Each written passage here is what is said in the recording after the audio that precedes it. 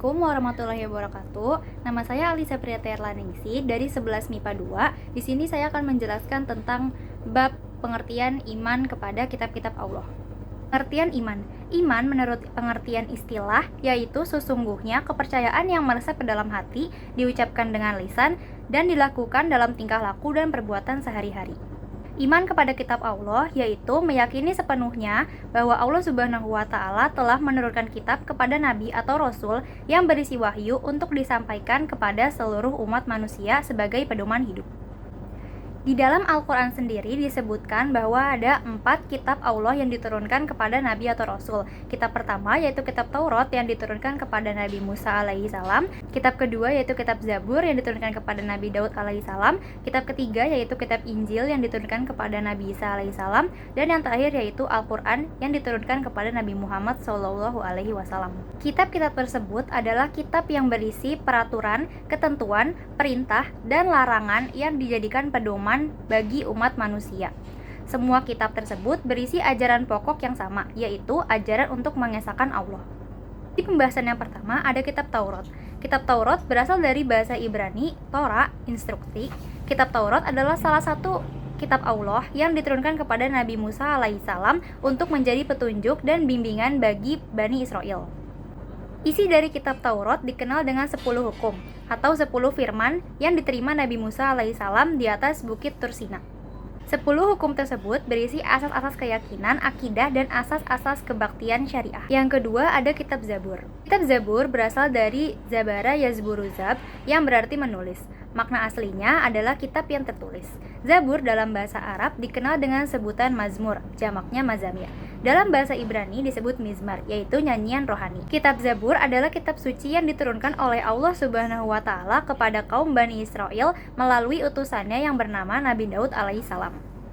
Secara garis besar, kitab Zabur berisi tentang nyanyian rohani yang terdiri dari 5 macam. Yang pertama, nyanyian untuk memuji Tuhan. Yang kedua, nyanyian perorangan sebagai ucapan syukur. Yang ketiga, ratapan-ratapan jamaah. Yang keempat, ratapan dan doa individu. Dan yang terakhir adalah nyanyian untuk raja. Yang ketiga ada kitab Injil. Kitab Injil diwahyukan oleh Allah Subhanahu wa Ta'ala kepada Nabi Isa alaihissalam. Kitab Injil yang asli memuat keterangan-keterangan yang benar dan nyata, yaitu perintah-perintah Allah Subhanahu wa Ta'ala, agar manusia mengesahkan dan tidak menyekutukannya dengan sesuatu apapun. Di dalam kitab Injil sendiri, ada keterangan yang menjelaskan bahwa di akhir zaman nanti akan lahir Nabi yang terakhir, itu penutup dari para Nabi atau Rasul yang bernama Ahmad atau Muhammad SAW. Kitab Injil sebagaimana aslinya dijelaskan dalam Al-Quran bahwa Isa alaihissalam akan mengajarkan tauhid kepada umatnya atau pengikutnya. Tauhid di sini artinya mengesahkan Allah dan tidak menyekutukannya. Yang terakhir ada Al-Quran. Al-Quran diturunkan Allah Subhanahu wa Ta'ala kepada Nabi Muhammad SAW melalui malaikat Jibril. Al-Quran diturunkan tidak sekaligus, melainkan secara berangsur-angsur. Waktu turun Al-Quran selama kurang lebih 23 tahun atau tepatnya 22 tahun, 2 bulan, dan 22 hari. Wahyu pertama adalah surat Al-Alaq ayat 1-5, diturunkan pada malam 17 Ramadan tahun 610 Masehi di Gua Hiro ketika Nabi Muhammad sedang berkhalwat.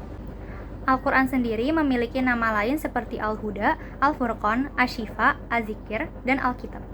Isi kandungan Al-Quran terdapat akidah atau keimanan, yang kedua ibadah, baik ibadah mahdah maupun ibadah gairu mahdah. Yang ketiga ada akhlak, seorang hamba kepada Khalik, kepada sesama manusia dan alam sekitarnya.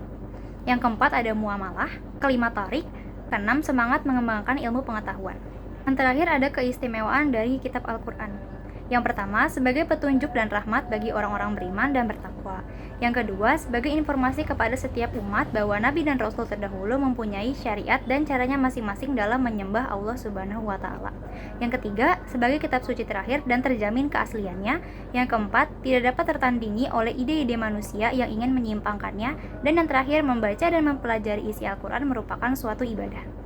Sekian yang dapat saya sampaikan. Billahi taufiq wal hidayah. Wassalamualaikum warahmatullahi wabarakatuh.